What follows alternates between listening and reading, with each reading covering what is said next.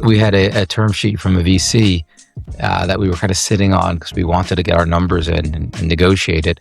And then 9/11 happened and the VC blew up, literally. Empathy is, I've been there. I know exactly how you feel. That's a superpower to have, because then you can put yourself in someone else's mind. We need a 2% conversion rate to have a business, and we got 0.1%. Like, we're effed. And that company today is SeatGeek. So, billion-dollar company, unicorn.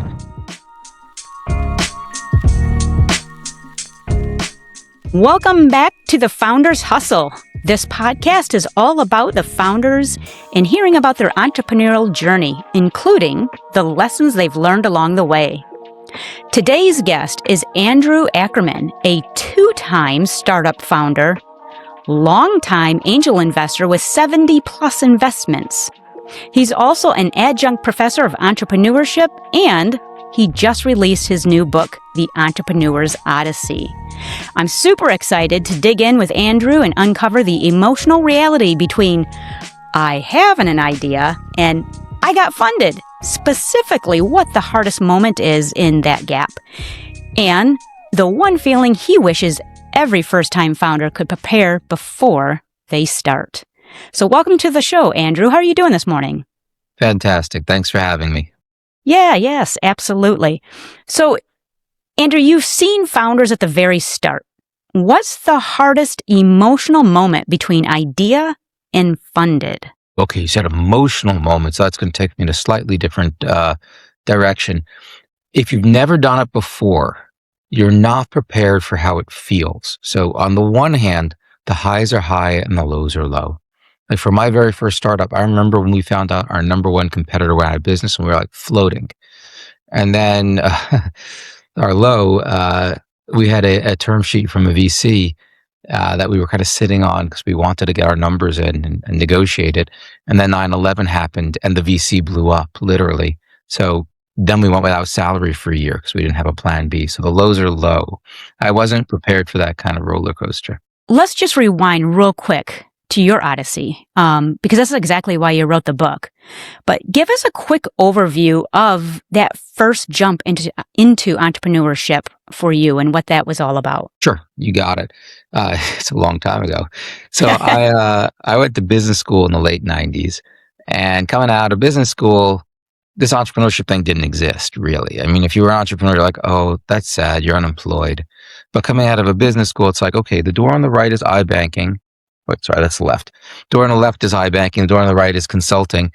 I was in Chicago Boots, so if I was here for, like, say, marketing, I was in the wrong place. And then, like, everything else was like, I don't know, what are you doing? So I went and I did consulting for 4 years. But in those 4 years, all of a sudden, the internet happened. And I remember being on this project where we were using the internet to form this kind of intranet between these two companies that were about to merge, so they could merge their financials without anybody on the other side seeing them and getting contaminated in case the merger didn't go through. And as I'm watching this, I'm thinking, that's it. This didn't exist 4 years ago, but this is exactly what I always wanted to do. I just didn't know it yet because it wasn't there. So wrapped up that project, quit, moved back to New York, and within 9 months, I was at my first startup. Wow. So, okay, first startup, where'd the idea come from? What was it about? So I was the third founder on. So I was not the idea founder, but I'll tell you, the idea behind it was, and again, put yourself back in the year 2000. So I'm there. Flip phones, feature phones, no smartphones. You want to take a photo, you can have a digital camera that you take a photo with, and then you upload it to your computer, where then maybe you can get it printed out on sites like Shutterfly, because that's setting the stage. Now, let's say also you have a child in summer camp. Like, well, I want to see photos of my child in summer camp. Well, you're SOL because the camp's in the middle of a rural area and the camp directors aren't that tech savvy. And like they've got a website that's 3 pages like a brochure. So that's solved. But they get all the parents saying, I want to see photos of my kid, and they don't know how to do it. Technically, it's hard for them to do. And they're also kind of paranoid that some kind of pervert somewhere is going to like do not nice things when he looks at photos of like kids at the lake. So into that world, we come in and we say, hey, we've got this system where you can upload the photos, It's all sorted. It's all laid out for you. You can put individual passwords for each account. So if there's somebody that's a little wonky, you can shut them off without turning everyone else off. And that was like to the camp directors, that was the wedge product. They're like, "Oh yeah, my parents really want that, and I've just been saying no, but now I can say yes." And then we built on that. Right, right. So in today's world, looking back at that, wow, isn't that crazy how far we have come with that technology to think of, I mean, so you were kind of cutting edge back in the day, but Oh. you transformed now. It's like, whew. I'll show you one of the other products that's almost embarrassing at how simple it was, but it turned out to be our number 2 line of revenue.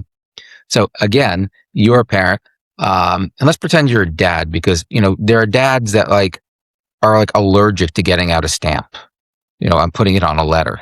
It's like something's like wrong with it. And I say that like that was exactly me a couple of years later when my kid was old enough.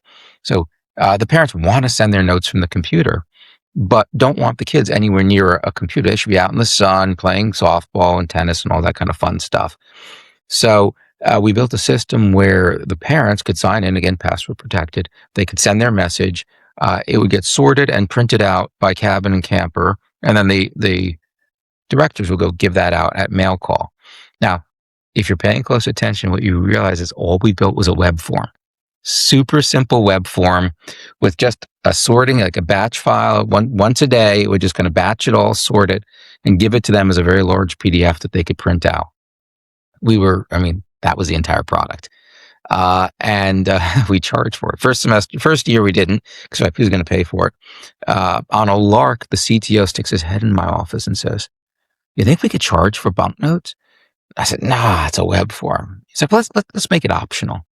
So we let some camps charge $1 per note, and we gave them 20 cents to defray the cost of paper and ink, we called it. And it was super popular. Next year, we're like, yeah, everyone has to pay for it. Interesting, interesting. So you lived it, you've seen it, you went through it. I just want to touch real quickly. You today take all of this experience that you have had, and you're actually a professor in the entrepreneurial program. So talk to me a little bit about your ideas were revolutionary at the time. What are you seeing with our next generation of entrepreneurs?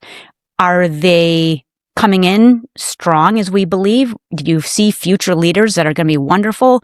Do you see struggles? What are you seeing in our future generational entrepreneurs that you're teaching? So, the old saying, there's nothing new under the sun, or, as it was, so shall it be, worlds without ends. So it's the same story. It's just slightly different. Like Star Wars was a Western in space. So you kind of see these patterns emerging. And usually what happens is there is a break with the past of some sort, a change. It's often technological. Now we have computers. Now we have digital cameras. Now we have mobile phones, right? Oh, now we have blockchain, right? Now we have easy to plug in AI solutions. These are technological solutions that suddenly make things that were not possible before, were very hard before. They make it much more possible. And into this void, a whole bunch of really hungry entrepreneurs looking to solve problems that were not solvable before flood in. And a good chunk of them are actually quite good. There's a whole bunch of other entrepreneurs and morons and misfits. But there's enough people, it's a mixed bag. But there are enough really smart and hungry entrepreneurs out there that very quickly you start seeing an explosion of innovation. And often you'll see 12 of the same company, just with different logos. They all kind of converge on that same solution in parallel. But it's all because the door suddenly opened. And by the way, it's not always technological. COVID, for instance, was a discontinuity where all of a sudden things that we really weren't thinking about or weren't that important, like remote work, remote learning, air quality perhaps, all of a sudden they permanently became, oh, now we need to know how to do that. So it could be that, or it could be regulatory, new regulations ending. Whatever the case may be, it's a step-level discontinuity that suddenly opens the door to a flood of new startups, and they come in, and it's a really exciting time. And then, a couple of years later, you're like, oh, I've seen it all. I'm bored. If I see another fractional real estate on the chain startup, I'm going to throw up in my mouth. And then, boom, something new comes along, and it's exciting all over again. Interesting. So with the students that you're teaching or people in general, what stands out, what separates the good from the bad, the successful from the ugh? Okay, so it's actually my journey to doing this was actually fairly gradual. So I did my own startup, and then I started doing some angel investing. So I went from like, oh, this is my startup to like, oh, I'm going to look at other startups, try to help them. And then I joined an accelerator, and I was working with 12 startups, every 6-7 months, working with them in depth for 3 years. That's right, for 3 months, and I did that for like 7 years. And then, at the end of that long journey, eventually I ended up writing the book and teaching. So there's a couple of things I've learned along the ways, and they're the characteristics of founders that have a shot at making it. And I'm very careful about how I say that because they're great founders. They're trying something new. Even a great founder who's got like what looks like a really good pain point can fail. There's a lot of luck involved. There's a certain amount of irreducible risk about whether something will be valued by the market or not. But, these are what make the teams that have a chance, make them work. So characteristic number one is that they generally have what I call well-reasoned but loosely held opinions. So what I Okay. mean by that is if you ask them, well, why are you going to go to market by using, Google AdWords? Well, they'll give you a very good reason. Like, we think that this is where our customers are. We think we can get them at a decent cost per click, and we can convert them and we can upsell them. So I have well-reasoned opinions. But then if you come back and say, listen, I happen to do a little bit back of the envelope research, and your cost per click is going to be this. I think your conversion rate based on the stuff that I've done will be this. I don't think that math works. And then they'll say, well, let me look at it. And, if it makes sense, like, you're right, we're going to do something else. So they're neither stuck, no, we're going to do that, that's what we want to do, nor are they like a weather vane suddenly changing direction based on anyone who talked to them in the past. So they know why they want to do it, but they're willing to change course if you give them a compelling, well-reasoned, data or other reason to do so. Number two is, for lack of a better word, empathy. Right? Okay. So, Interesting. and I knew what this was, but I wasn't able to put my finger on what to call it until one of my colleagues, Steve Welsh from Dream It, put his finger on it for me and gave me these words. So sympathy is like, oh man, that sucks. I can only imagine how bad you feel. And empathy is, I've been there. I know exactly how you feel, right? I feel for you. Now, the reason empathy is so powerful is because it lets you put yourself in someone else's mind. And for that brief moment, you're actually thinking like them. You understand what motivates them. You understand how they feel and how they react to things. And imagine that person is your customer. Well, that's a superpower to have, because then you can run by new features. You can run by different pricing. You can run by different marketing techniques, whatever it might be.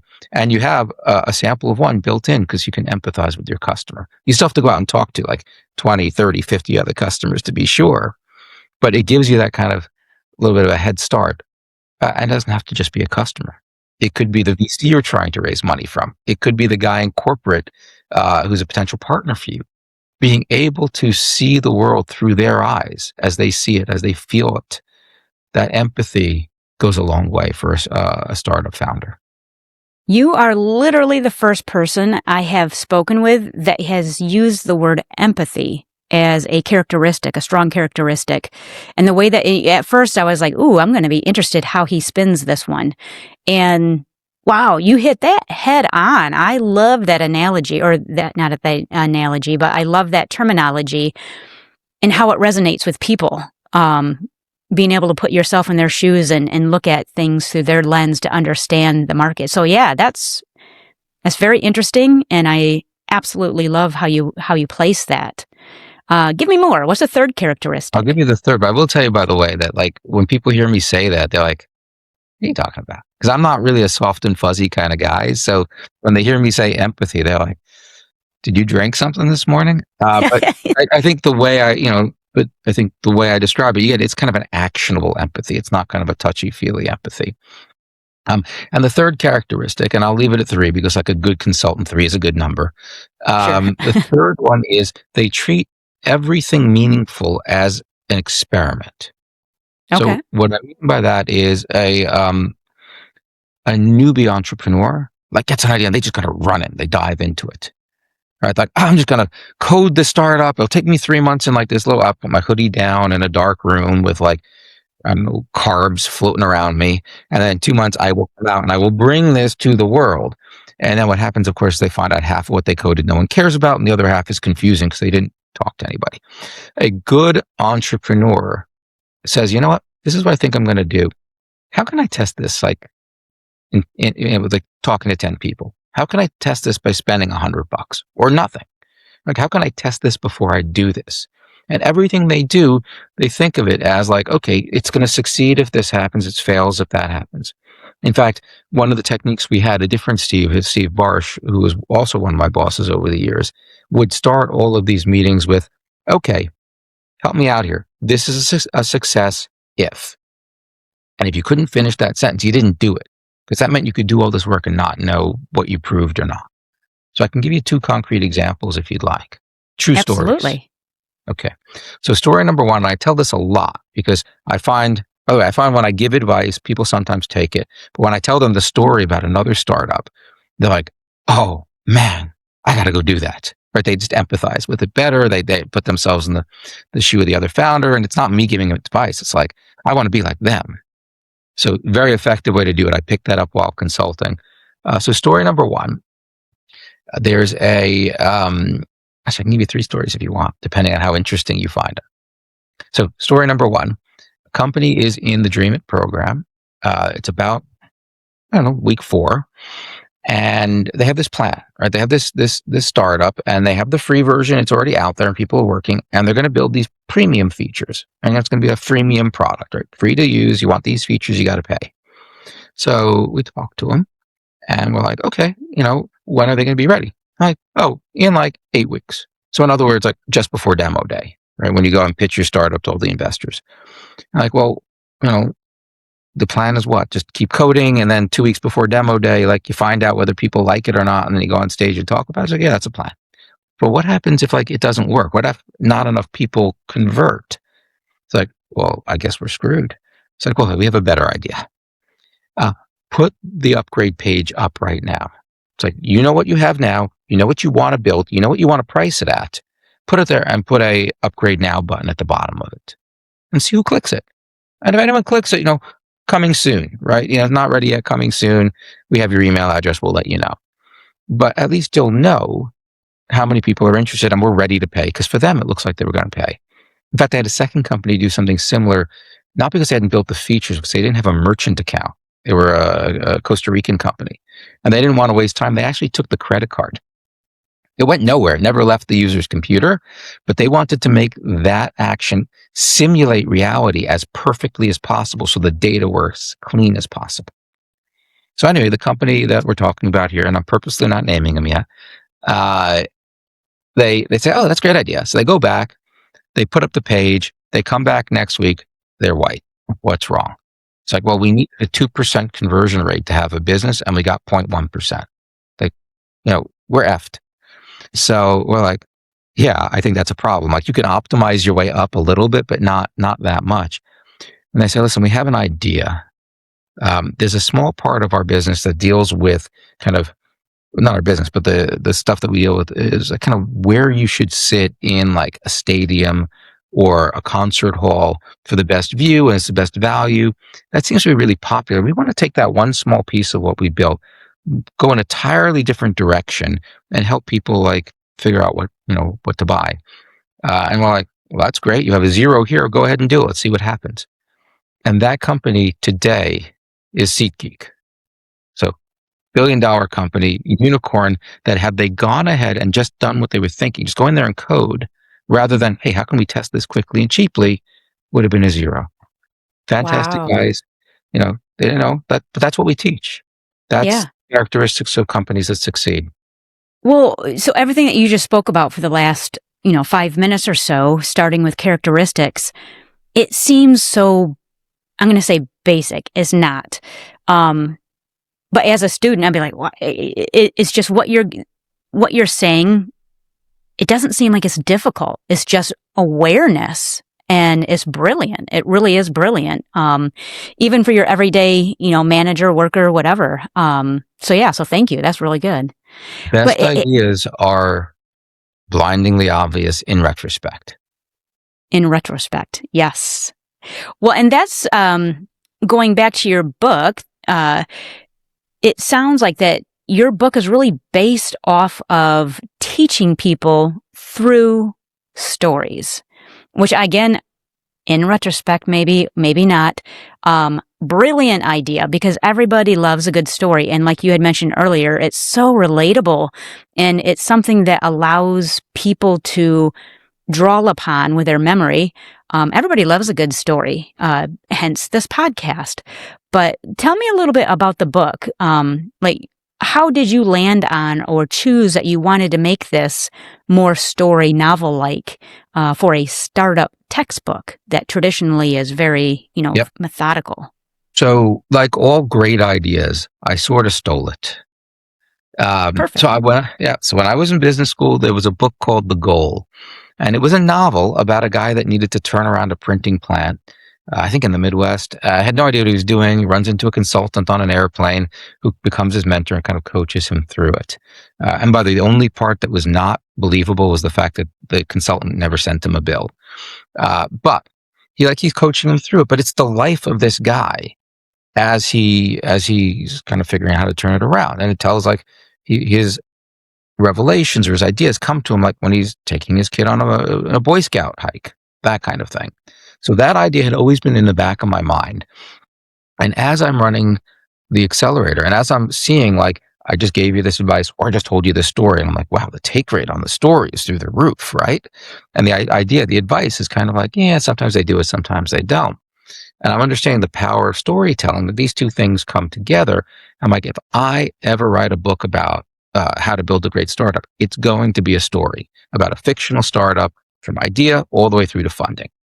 And that only took me 10 years to find the time. There was a shift in my career when I went out on my own, and I was instead of doing one thing, I'm doing 6 different things. But then I realized, you know what? If I don't do this now, when I have maximal flexibility, I will never do this. And I actually found another hack. Remember how we talked about technology changes suddenly open up doors to problems that, couldn't be solved before? So one other thing happened that made it possible. Speech to text. So I've been using it for many years, but there's a long time where it was just so bad. You're like, I just got to type it. And I remember very vividly when I realized that, oh my God, speech to text is making less transcription errors than typos when I type. I was actually sitting in front of my computer, just like what we're doing now, and I would dictate the email into my phone, and I put it down and I edit it in Gmail on the phone. So I ended up writing my book in 3 and 4 minute chunks while on my way to other meetings, just muttering into my phone. I was that weirdo in the New York City subway car in the corner, just okay, so boom, just dictating away. And then I would edit it a little later in the day, because otherwise you'd look at it and you'd be like, man, I have no idea what that was supposed to be. Right. It's funny that you say, do you have a special time of the day, morning or during lunch, that ideas just flood into your brain? For instance, for me, I have shower thoughts that I can think up the most magnificent ideas during that moment. But lately I've been doing exactly what you're talking about. I have an hour commute one way when I drive into the office. Mm-hmm. And I do the exact same thing you're talking about. If you give me quiet time, the brain starts flowing, and I dictate and I dictate and I dictate, and I just throw all my thoughts into folders on my phone. Like you, I go back and wonder, what the heck was I thinking that day?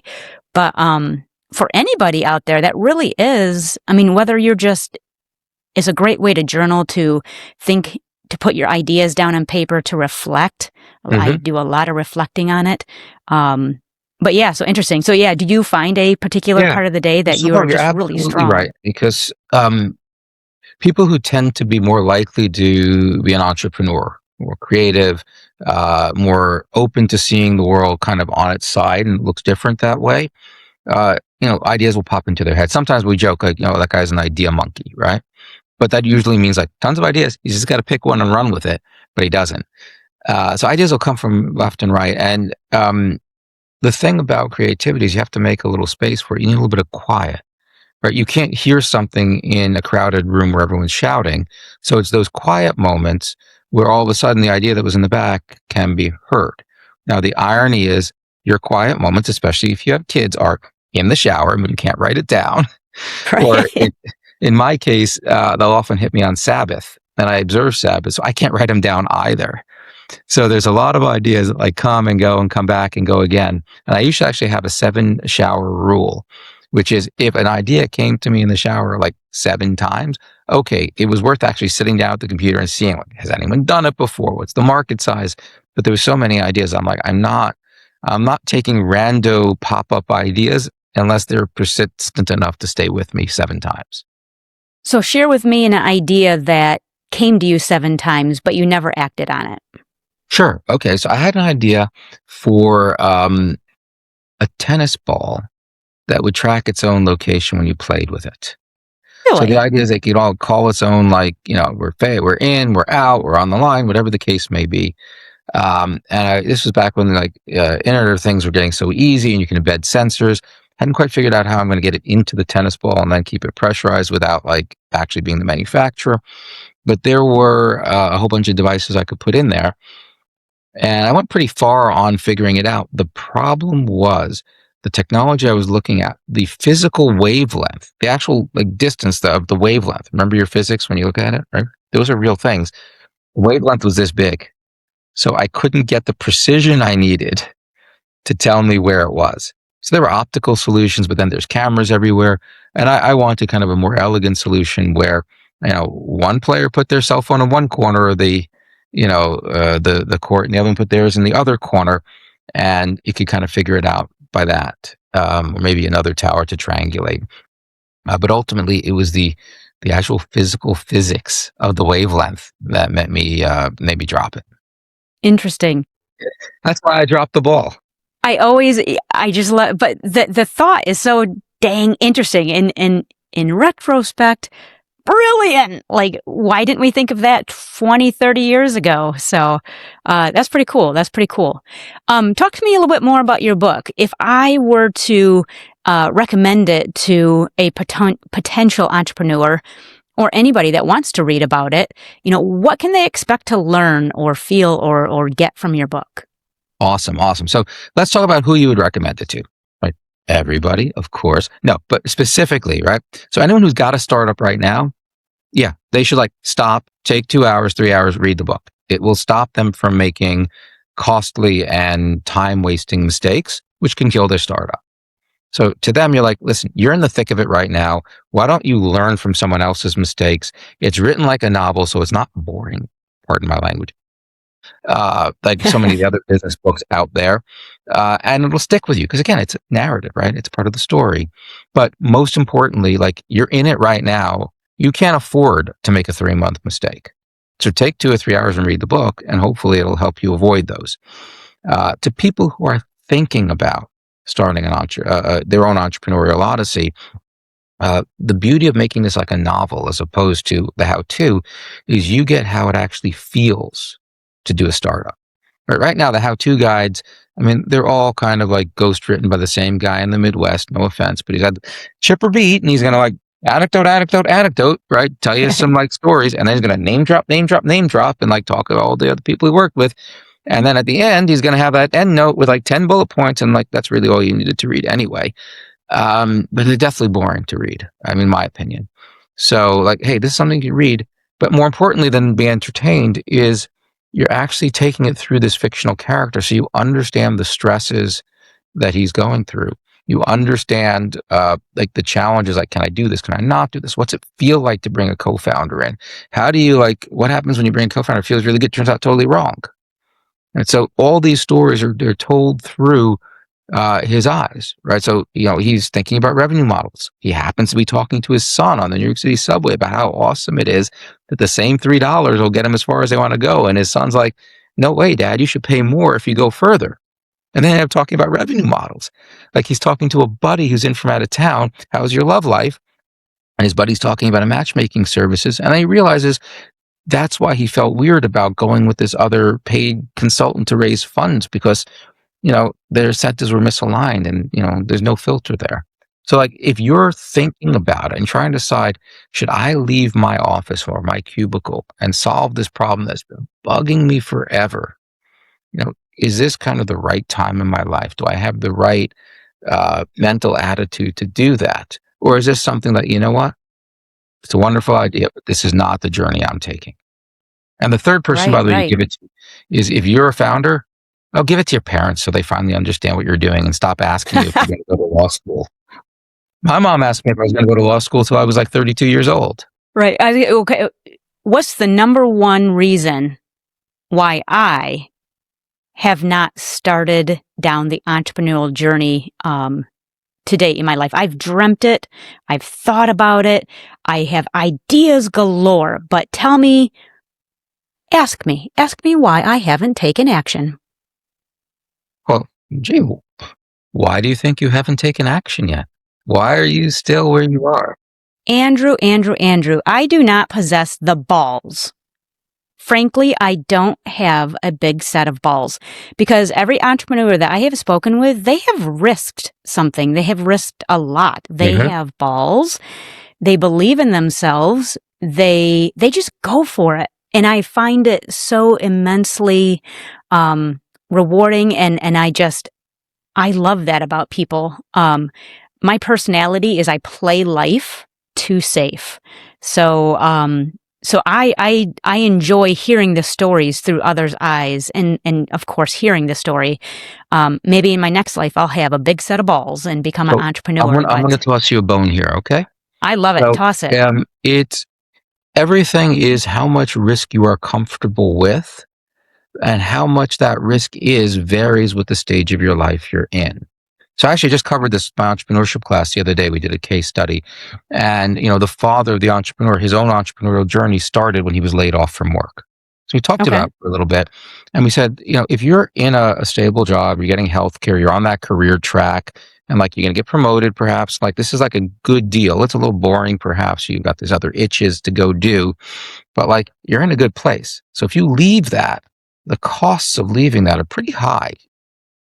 Right, so a lot of people don't leave it, and it's the rational thing for them to do. Now, once they get laid off, the calculus changes. Like, all that, go away. I'm not losing that. I've already lost it. I got nothing left to lose. I'm going to go do my startup. So actually, layoffs and that kind of stuff push a lot of people to doing that, not because it's, life is short, but because everything that I was worried about losing, that's off the table. In a weird sort of way, it's liberating. I'm not wishing on you a layoff so that suddenly you'll do that, but that's kind of how it works. And the other way is also staging your life. So like, when you're young and you don't have kids, you don't have responsibilities, you're renting, in worst case, you can sleep on your parents' couch. If things go south, what are you losing? Right. And by the way, if you don't get on that career path for another 3 years because you tried a startup, it doesn't hurt you at all. In fact, they're like, wow, that's really cool. She did a startup. I want somebody with that kind of hustle in my organization. So the cost of doing it when you're that young is like minuscule. Now, you probably suck as an entrepreneur because you have no life experience, and you haven't, even if you read my book, that's only so much I can do for you, but your costs are really low. And, as you get a little further along, we get married, okay, you're still just renting, and maybe even, your spouse has health insurance through his or her work. So like, that's even maybe lower risk, right? And you have a kid, okay, well, now the cost goes up a little bit, but when they're young, they don't cost that much, right? So you're like, okay, no problem.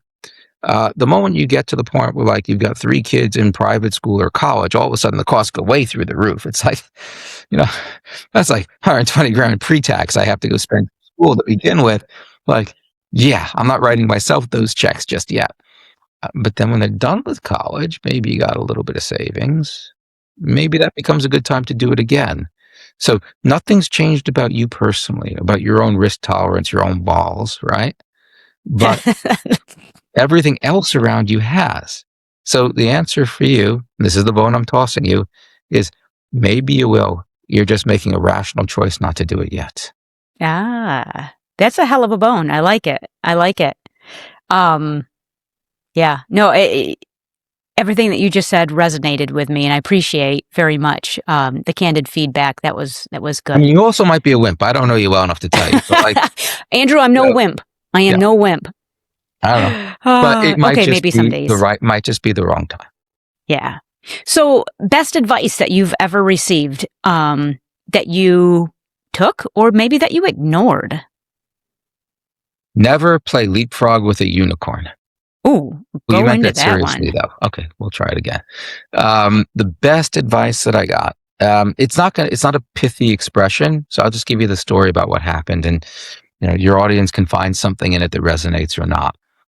So, uh, when I came out of business school, again, I told you this didn't exist, this whole entrepreneurship thing. So I was a consultant for 4 years, and I'm working with like Fortune 100 companies and super interesting people that I'm working with. Like, consulting does self-select for very bright and eclectic people, but like we'd make our suggestions and we'd have to like button it up 4 times, and like the client would be like, well, is it this to X decimal points or Y decimal points? So things are slow, and all too often our job was reducing complexity, right? So the company had grown really big and had been doing 12 different things, and maybe it had like merged with 3 other companies, and we needed to like get it to start being a little more uniform internally so it could have like best practices, so it could standardize, so it could get, say, economies of scale. Like that's kind of the mindset I was in. So then, like, internet starts happening. I'm like, oh, to hell with that. I'm going to go back to New York, do this thing. I'm in my first startup, and we're early. I mean, we're like 5 people at this point. And one of the salespeople, every time he makes a deal, it's a different deal. I'm like, Ed, you gave this guy $8.99 per camper. This guy $8.95. They had to be different, and that one's $9. Like, you're killing me here. And why is it 9 and not 10? I'm like, let's just standardize, come up with like some base, because I wanted to do the analysis. Well, why don't we come up with like 5 or 6 standard plans and like stick to them? And it was getting to be like a real source of friction between us. And the CEO kind of pulls me aside, takes me in his room. He's like, Andrew, you don't get it here. Right? You don't get it. We're at the stage in our startup where we just need to say yes. We need the customers. Well, we need the money, but we also need the customers. We need to learn from them. Right? So it's not, and I'm not, and you should not be trying to force them to go for $9.95 instead of $9.99 or $8 or $10. Just effing say yes, right? And we'll figure it out. More importantly, we're going to learn from it, and then come back in 2 years when we're like 5x where we are now, and then you standardize it. That's totally fine. But you're early. You just need to say yes to the customer. And that stuck with me. He was absolutely Very right. good. Yep. So say yes and learn. Yeah, the number one thing is you get out of your head and get into the customer's head. Empathy or whatever, just get in front of them and learn from them. You got to understand, what does the market want? What are they willing to pay for? What don't they want? What don't they resonate with? They want it, but like the way you're presenting it, they don't get it. Here, I'll give you a bonus story if you want. Absolutely. So this is about the same time in the startup's career. We're going to a lot of trade conferences. And for us, that means going to conferences where camp directors and senior camp staff go around. So here we are in the tiniest little booth in like the furthest corner of this massive conference. And everyone was standing in front of the booth because good founders stand in front of the booth, intercepting traffic, not behind the booth inaccessibly. And I would say, hey, does your camp have a website? And like, yeah, we got one. And they just kept going. Now, bear in mind that what they were probably in a rush to do was to find the peanut butter substitute made from like almond butter that didn't suck, because that was important to them right then and there. And they had a 3-page website. So they, in their mind, yeah, website solved, fake peanut butter not solved. I'm not talking to you. Right? They didn't even like look our way. It was super frustrating because we knew like that website was like BS. And we were offering like password protected photo galleries and these bunk notes, email systems. It's like totally different, but like they didn't get it. So at one point we're like, oh, how are we going to get it? Like, and you only have like about 8 seconds before they pass from one end of your booth to the other. It's a little bit like when you're, slaving over the subject line that gets people to open the email. You only have so much space to play with. And we stumbled upon this by accident. We said, hey, Al, but does your website have a password protected photo gallery? And all of a sudden, like, they stop. Because then it went from like website solved to 400 parents yelling at me that they want to see pictures of their kids, and I don't know how to do that. Not solved. And they get 3 4. Here's him walking. Hey, does your camp have a website? Yeah, we're all good. Do you have a password protected photo gallery? Boom, stop, turn around and come back. Right. And once we Interesting. found that hook, right, it's not just about having the product. It was finding out the way to communicate it to them so concisely that they stopped and came back to us because then they got it. Again, another brilliant approach. Obviously, it worked very well. Yeah, great advice. Great advice. So I'm going to pull out the investor truth serum, and we're going to do a lightning round here. I'm going to Okay, rattle you off got it. a bunch of questions, and these are going to be fast little, let's go. You have invested in what, 70 plus startups, if I remember correctly? Yeah, Okay. some of them are like the same startup at different phases with different companies. It's complicated, but call it 70 plus. Okay. One green flag that makes you lean in fast on a founder. I taught myself that I was with a technical co-founder. I'm like, hey, why did you choose to build it this way? It's like, well, I looked at it. It seemed like this tech stack was the right tech stack to use. I didn't really know it, so I taught myself that tech stack. Or I wanted to build it. I couldn't find a technical co-founder. I didn't want to wait, so I taught myself some basic coding and came up with the MVP. Interesting. So if you were to boil it down to one word, it's really self-taught. Yeah, or the phrase, so I taught myself. Okay, interesting. One red flag that makes you quietly think this is not investable, even if the idea sounds good. Oh, founders that push back. They try to, when you tell them like no or this, and they try to tell you you're wrong. Mm-hmm. I was like, so for example, like, hey, guy reaches out to me on cold email. Most investors just totally ignore that because whatever, we're swamped. And like, if you can't get a warm intro to us, I don't know, we probably suck at sales. We just don't respond to it. And now with AI, it's so easy that people can just keep spamming everybody, right? Like and it blows my mind, right? Because if you've ever done, say, enterprise sales, right, and you're trying to sell like a $50,000 software product to somebody, and you're going to send out emails. Like, number one, you research the heck out of them. You figure out everything about the company, everything about the person. You try to find out like what else they're using, and you try to find somebody who they know, who knows you, who can make that a warm intro. And you slave over that email so it comes out in the first sentence that you've actually done your homework and you're solving their problem. And then when you want me to write a check that's 10 times as large or 100 times as large, I get a Dear Investor BS like form letter. Like, anyway, but sorry, end rant. So yeah, no. I'll explain to them this, hey, like you're doing it wrong. And because I was an accelerator guy, not just a VC, I actually do try to explain it to them. And then they'll push back like, no, you don't get it. This is the way to do it. I'm like, oh, okay. I mean, what do I know? I mean, I've just looked at like 10,000 startups in the course of my career. But hey, you do you. We'll talk later. Right. So, quick story for you. I actually worked for a startup that was in funding phase. The company was based out of California, and they were doing I looked at it as, it was my first venture into startup world, and I was helping them try to develop a pitch. And every feedback that came back to the owner was exactly that. Arms crossed. Nope. Only I know.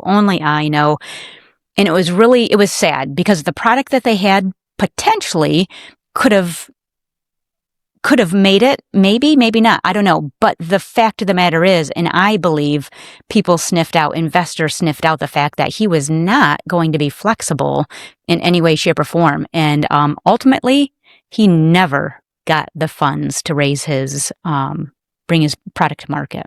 So the VC code word for that is he or is she coachable? Mm-hmm. Right. And it goes back to that first characteristic, well-reasoned but loosely held, right? He had maybe well-reasoned, not loosely held. Maybe not even well-reasoned for all we know. But it's certainly not loosely held. And if you had like enough people, at the very least, you should be able to say, well, a lot of people are telling me this. I should probably at least design an experiment to see like, maybe they're right. Maybe I'm right. Let's actually get some data on the table. Right. The founder came to me later and I came to her and said, you should do X, Y, Z. Here's why. And she said to me, Andrew, when I first started pitching, I got that feedback a lot. So I said to myself, maybe I'm wrong. How can we test this? How can I figure out which way to go? And here's what I did. And she laid out for me an actual test. It's like, I A/B tested 2 subject lines on the email, whatever it is she needs to test. She lays it out for me and showed me this is what I did. My answer to her, my impression would be, that's an awesome founder. right? And maybe she's right because I'm basing it on a sample size of a couple thousand startups, but it doesn't mean that it will apply exactly to her startup. So if she's actually tested it, that trumps my data set because that's reality. So that kind of founder, lovely. I mean, physically, I don't know, but like that's the kind of founder I'm looking for, right? But the one that are just like, no, I'm going to do it this way. Like, okay, you do you. Best of luck. Yep. Yeah. What's the most overrated piece of startup advice founders keep repeating, especially online? Only work with A-list founders, co-founders. Ooh, good one. I mean, I would love to always work with A-list founders, but unless you're, OpenAI, resources are not infinite. Right? You got to make the best with what you have. You have to understand when I need A-list stuff and when I can make B-list or even C-list work for me. So I'll give you a cooking example. I can't cook worth a damn, but like I'll give you a cooking example, right? You can make an awesome hamburger if you start with Kobe beef, but that's not challenging. Like that's awesome beef. No wonder your hamburger tastes great. The whole idea of making a hamburger was to be able to use the less good pieces of meat and make a good meal out of it.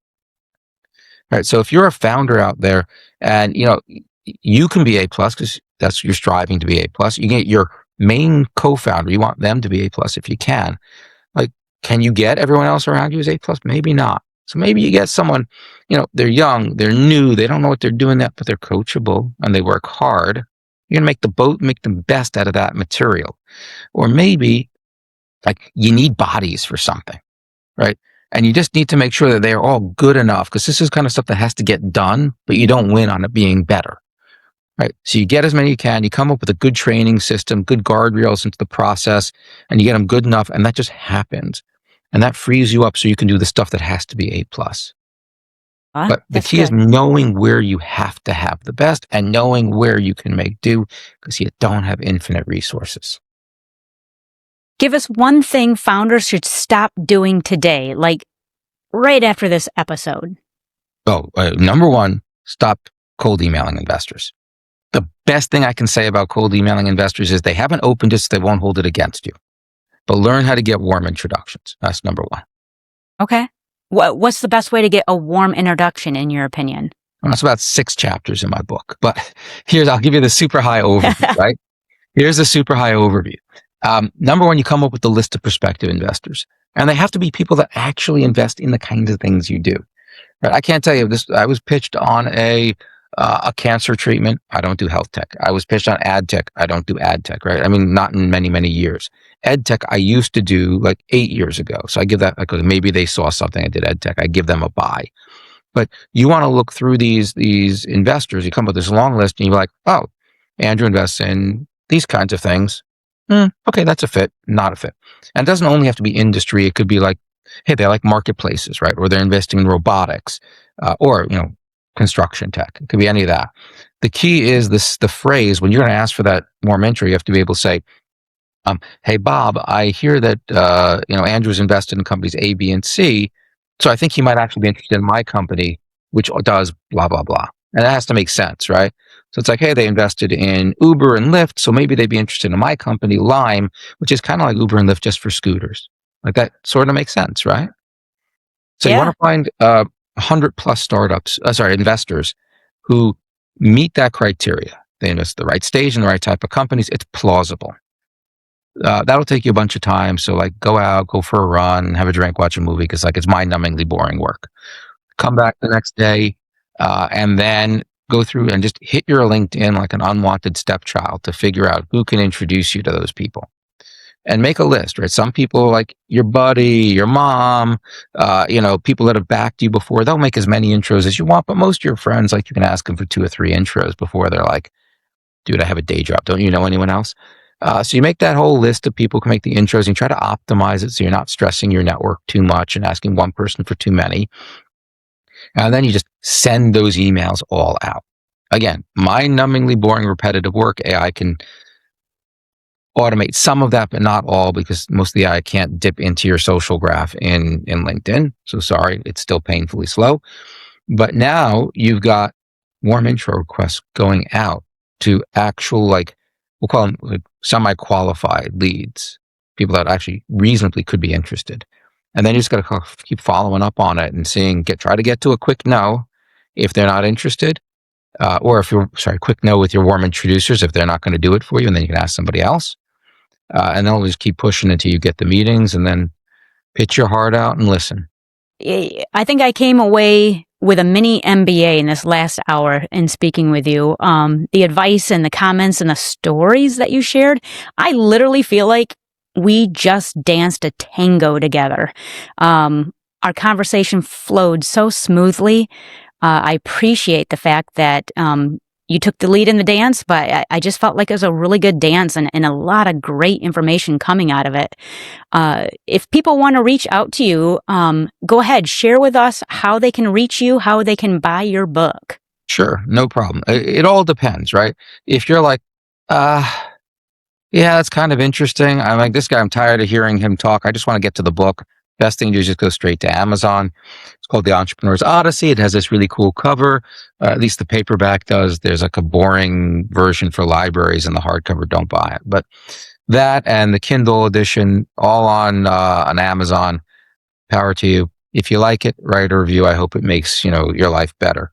If you're thinking, oh, he's still an asshole, but kind of interesting, I want to learn a little bit more about him, you can go to my website. It's Andrew, B as in boy. It's my middle initial is Benjamin. So it's andrewbackerman.com. There's a little bit more about what I've done. Of course, there are links to the book because, of course. And if you're like, no, I really want to know more about him, just look me up on LinkedIn. There are not that many Andrew Ackermans on LinkedIn that have written like a book called The Entrepreneur's Odyssey. So you should be okay finding me. Well, just one question. I don't link to people who I don't know because I use LinkedIn the way I just described. I use it to get warm introductions. So I need to know you well enough, and you and I qualify at this point, but I need to know you well enough that if I ask you for something, you're like, oh, I know that guy. He's legit. I'm going to make an intro for him. So, but I'm happy to respond, generally speaking, if someone sends me a note through LinkedIn or email, if it's relevant. If it's, it's not like, oh, yeah, I know you invest in prop tech and construction tech, but here's my new baby helmet. As long as it's relevant, I'm happy to respond. Excellent. And for those of you that need help remembering, I will drop all of those links in the show notes below. So you'll be able to connect with Andrew in any of those shapes. And by all means, pick up that book. I am so excited. I really want to dive into it. After today's conversation, it solidified the fact that I need to read that book. So thank you so much for your time today. And I really appreciate it. So thank you. Entirely my pleasure. And come to New York with the book. I'll buy you a drink and I will sign it. I love a drink. I do a chocolate martini. I'm sorry, a coffee martini. It's okay. I like my martinis dirty and dry, but we'll make it work. Yeah. Sounds good to me. We'll see you soon. Thanks for having me. Thank you. Thank you for tuning in to this week's Founders Hustle. I would absolutely love to know what resonated with you the most from today's guest. Go ahead and drop me a comment if you're watching this on YouTube. Also, if there's a future topic that you'd like me to touch on, go ahead and drop that in the comments as well. But no matter where you're watching or streaming your favorite shows, hit that subscribe button. Follow me on social media. Tell a friend about this. I would love the support. But in the meantime, keep living, keep growing, and keep hustling because you are meant to do great things. See you next week.